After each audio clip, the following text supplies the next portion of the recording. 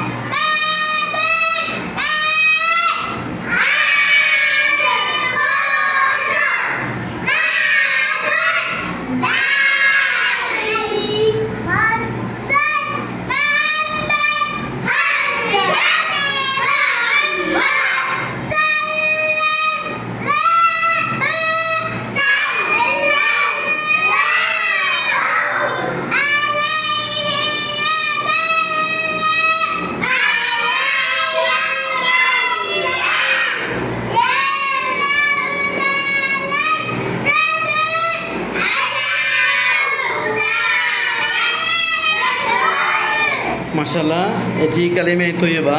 কালিমা তৈয়বা সম্পর্কে সহিহ হাদিসে অনেক ফজিলত এসেছে, যেমন সুনানে তিরমিজির 2639 নম্বর হাদিসে প্রিয় নবী সাল্লাল্লাহু আলাইহি সাল্লাম বলেছেন যদি কোনো ব্যক্তি কালিমা তৈয়বা পাঠ করে তাহলে কিয়ামতের দিন তার সমস্ত আমল এক পাল্লা রাখা হবে আর কালিমা তৈয়বা এক পাল্লা রাখা হবে, কালিমা তৈয়বার পাল্লাই ভারী হবে।